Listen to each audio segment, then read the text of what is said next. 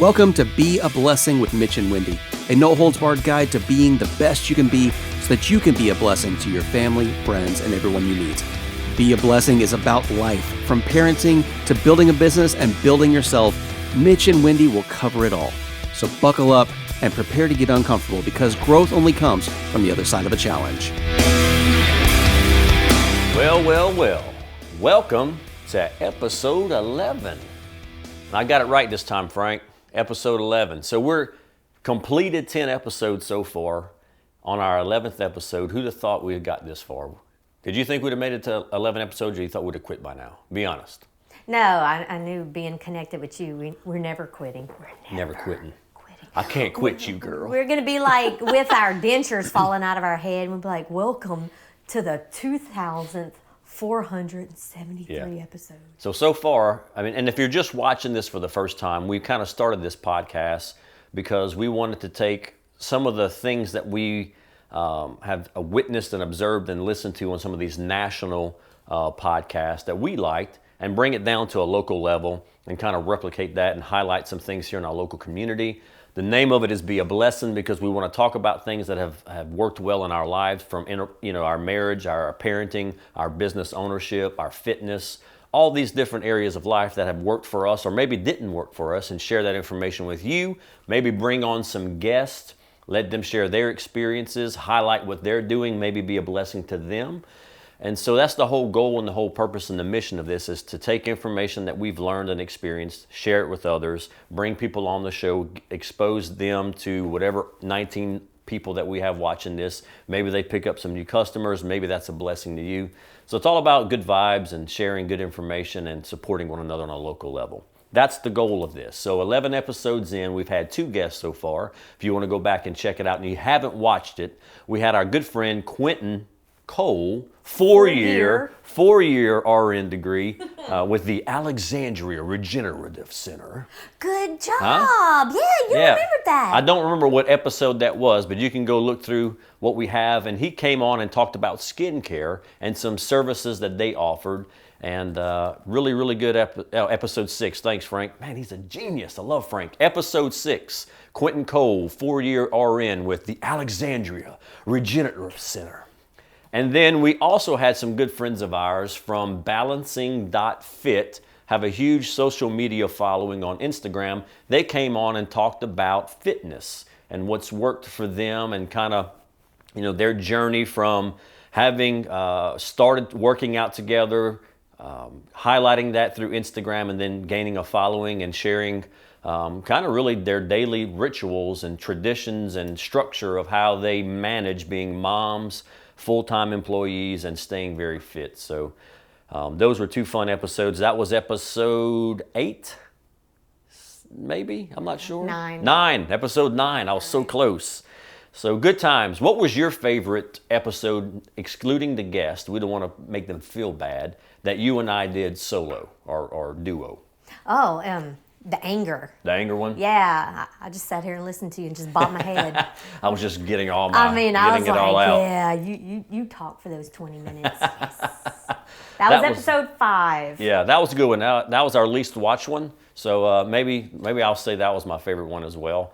And really, it probably was my favorite because it was a really big moment for me, kind of an epiphany that I had on some things that I was learning and wanted to share. So go back and check out episode 5. That's our favorite. I was happy just because it was focused on you. Okay. And I sat here and looked like the holy one, And we all know you're angry. Nobody knows that I go home and apply my red lipstick and write those people's names in my little black book. I tell people all the time, whenever you have those moments of, oh, look how sweet she is, like she got y'all fooled. Now you are sweet. Oh, but I know the anger within. Well, that's my best advantage, is I'm so unsuspecting. So, speaking of which, if you ever want to see Wendy get angry, all you have to do is allow us to lose power. And then the thermostat, when the thermostat gets above 78 degrees in the house, there's a little demon that lives within this beautiful little woman that comes out and is in a fit of rage. I tell you, that's the worst time. Anybody wants to burglarize my home, let it come when the AC's out. That'd be the worst mistake that guy's ever made. He'll be like, what the hell? Speaking of which, isn't it the most humid day ever today? Holy smokes. Humid day every day. Like- I mean, we have a pool. We finally own a pool, and I still hate summer. Yeah, humid. Like we have a Peloton, and if you want to follow me on Peloton, if you're on that, I'm Sweaty Mitch. Check No, me you're out. not. You changed I it? changed my name to Sweaty Mitch. Sweaty Mitch, Sweaty_Mitch. Check it out. But this morning, I always sweat a lot, right? And I sweat so much on this. I know you don't want to, this is probably too much information, but you know what? This is what we do. I sweat a lot, and I sweat so much that it literally pulls up under the bike. Wendy came and took a video of it the other day, I guess, for her own keepsake. It usually takes me a while to quit. I could not stop sweating. Like after I took a cold shower, I was standing in front of the fan. Like I sweated the whole way till I got here. I had to crank the AC down. It is humid. It is like I was thinking about those memes. Tell me this without saying it. And I was thinking, I got out my truck. Tell me it's humid without saying it's humid. And you know what mine was? Look at my glasses when I step outside. Fogged up. If you're not watching this and you're listening, I'll wear glasses. And I had my glasses. Well, actually, I had them on my shirt. And when I looked down at my glasses, they were completely fogged up. Or white. Just whoop. Tell me it's humid without saying it's humid. Just look at your eyeglasses when you step outside. So super humid. Check me out, Sweaty Mitch, on Peloton. We had some intentional conversation with our children yesterday that was really fun. We went over to a place called Rotolo's. We eat there often. And we're having some pizza and having some conversation after one of our boys finished their baseball game. And Wendy and I had been threatening that I was going to buzz my hair because, we've talked previously on the Conway Twitty episode about I'm getting a little thin on the backside. And so I've been threatening that I'm just going to buzz my hair, man. And the boys have been freaking out and like, don't do it, Dad. You're going to look terrible. I was like, thanks for the vote of confidence, fellas. And so, look, Wendy's still nervous. She don't know where this is going right now. And so we were talking. So I went back through my Facebook with some old pictures, and I found some old pictures of, there was a time where I used to buzz my hair. And so I showed him that picture. And in that picture, Wendy had a really short bob cut. That I rocked for like a decade. It was the stacked bob. Yeah. It was stacked up kind of high in the back, and it was angled to my face. It was so Karen, you couldn't even stand it. Like, give me the manager now. That was my hairdo. So we were showing them. Of course, in the picture, I had the buzz, and the boys were gagging over my buzz cut, and they're like, "Oh, Mom, look how Karen you were," and so we were laughing about it. And our older one was kind of sitting there, just like in a daze. And I'm like, "Hey, man, everything okay?" He's like, I'm just trying to process the Karen and the buzz going on over there. All the Karen and all the buzz going on over there.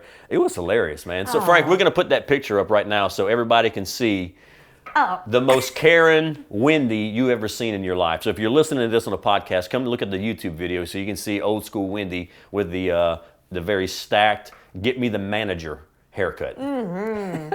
Got married like that too. Yeah, you did. You looked beautiful, baby. You looked beautiful. So, today, the real topic we're going to talk about, if you've stuck along for the last 8 minutes, we're going to talk about need versus want. Now, this isn't need versus want in what you're probably thinking like material possessions. Because that's what I was thinking. That's what I was getting ready for. I told Winnie, we said, like hey, 2 minutes before we aired, no, this is about interpersonal relationships. Like, hey, we're going to talk about need versus want. You got some questions ready. She started listening. I was like, baby, listen, those questions have to do about material things. That's not really the angle I want to go from, because I kind of have this, I think, somewhat of a unique perspective of need versus want when it comes to interpersonal relationships. And so that's what I thought would be fun to talk about today. Need versus want when it comes to interpersonal relationships. And what I mean by that is, let me just set the scene for you first of all before we get into it. I come from, if you've not watched this program, this podcast, or listened to it, or if you don't know me personally, I come from a long line of codependent, alcoholic, drug-induced persons, right? Dysfunction. We put the fun in dysfunction. That's what I come from. My family history comes from codependent, alcoholic, drug addict people. So my whole life, I've observed as a young person, I've observed dysfunctional relationships that were based upon need, codependency, based upon everybody. And I don't want to talk about the need of the substance abuse. Like there was a need for that. Obviously, they were addicted. But I'm talking about there was this codependent, dysfunction relationship that I saw where all these people needed each other and were miserable. and miserable, but constantly needed to Yeah. have like Yeah. weird. And I don't want to go into too much And I'm not just talking about your family. I'm talking about just people we've met throughout our life. And that you can codependency is a identify. real thing. I mean, it's not just unique to my family. It's just something I experienced a long time and observed it, and even had in my own life. That's probably why I'm such an introvert now. Why I'm probably so standoffish or whatever is because I reacted so hard against codependency. It's like I don't need any of this, right? But so over the years, I've developed this idea of need versus want when it comes to relationships, and I first shared it with you probably just a year or two ago, maybe. We had the conversation. I brought it up with, do you remember? Oh yeah, I do. All right. I did something. Oh yeah, I remember. I did something, and it was like I thought about like 2 weeks in advance, and I made some preparations for the family. And when that moment came, y'all were like, "Oh snap, we need this," and I was like, "Got you taken care of." You know, I did this thing for you, and then you were like, "Oh well, thanks, babe," and I was like, "What would y'all do without me?" And you said, I said, the house might not be as clean, but I think that we'll survive. That's what I said. I said the house may not be as clean, but I think we'll survive. We'll survive. And my jaw hit the floor, and I got so pissed off. And I was like, what do you mean by that? See, look. In front of our kids, I was like, well, explain what you mean about that. I'd like to hear it. See, yeah, we had marriage on the last thing, and you probably think we had the perfect marriage. And again, this is kind of how we interact. And so this was me having the courage to tell her exactly what I thought in a kind, hopefully loving way. So I said, well, I didn't react so kind because I was like, well, explain yourself. And so I said, well, here's what I mean, babe. I don't need you in my life, but I want you in my life. And there's a powerful, subtle difference whenever you look at interpersonal relationships that way, when you look at a marriage that way. How much more powerful, I said to Wendy, or how much more powerful is it if I say, I want you in my life versus I need you in my life? To me, want is a powerful thing when it comes to interpersonal relationships. I want you in my life. I don't need you. If I need you, then that somehow, that has an unhealthy aspect to it. And again, probably based upon my years of experience with codependency, I said, but look, like I said, yeah, the house, there's some things that probably wouldn't get done that you're very good at doing, and we're going to miss you drastically, but we would be able to function. I don't need you to survive, but man, my life would be so less colorful and enjoyable without you. That's why I want you. And to me, that is what helps this be a very successful relationship. Is because we don't have this codependent need for one another. You would be just fine without me. Your life probably wouldn't be as colorful and fun without me, but you would be just fine without me in terms of surviving. But hopefully you want me in your life more than you need me. And so I explained that aspect to her. And when I did, and then I was like, you should have said that in the first place. So I just think that's maybe other people think about relationships in that perspective. Tell me, when I shared that with you, was that something that was maybe unique or man, that's the first time I ever thought about it that way? Yeah, or was of it something that course. maybe you've thought about but never really verbalized it? You understand what I'm saying? Yeah. Sometimes we think things, but we don't know how to verbalize it. And then when it's verbalized, like, oh shit, yeah, that makes sense. Exactly. So whenever you articulated that to me, I was like, that makes much better sense, and that might put how I really feel.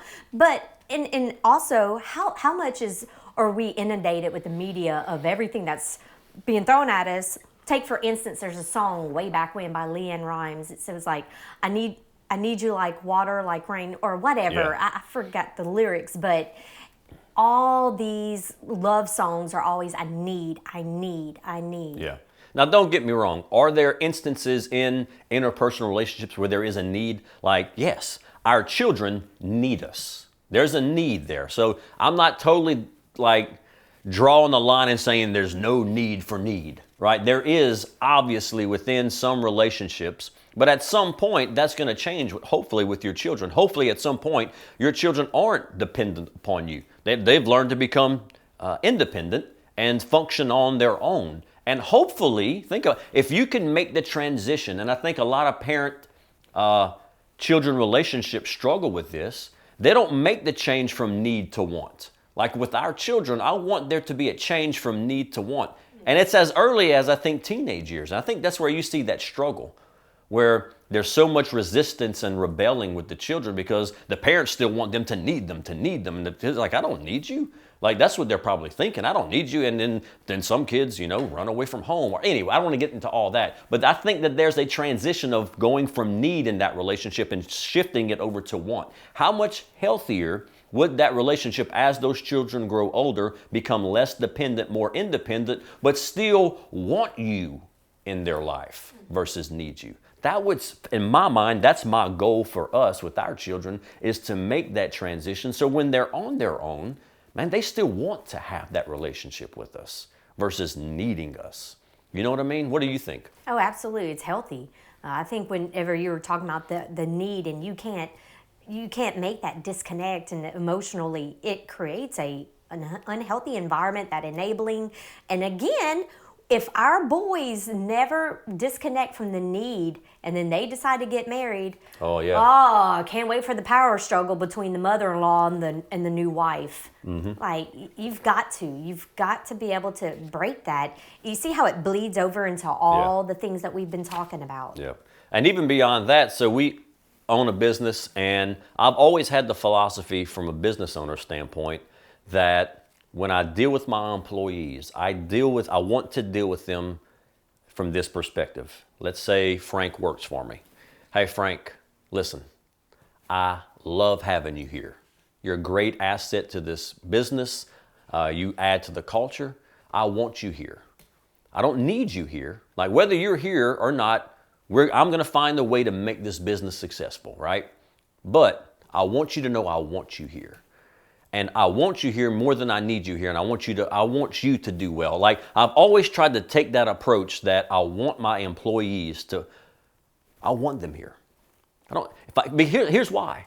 If I ever get in a situation where I need somebody, well then, from a business owner standpoint, that's not a healthy dynamic of the relationship. Because that employee, he needs me, well, then there's suddenly there becomes this power tension, I believe, a struggle in that relationship, and it becomes unhealthy. No, I want you here. And look, I've had to have some hard conversations with some folks over the years where they felt like, this place couldn't operate without them. And I'm like, hey, listen, come on in. I want to tell you something. I love you. You do a great job. You add a lot of value. But I want you to know that, and this may come across as arrogant, and I don't want it to sound arrogant, because that's not what it is. Listen, I want great employees. There's no doubt about it. Every business needs to have great employees. But, Wendy, listen, at Talise Insurance, we're going to go on and find ways to be successful with you here or without you here. Now, listen, I want you to be a part of our success because I think you're fantastic. But if you decide that this isn't the place for you, it's okay.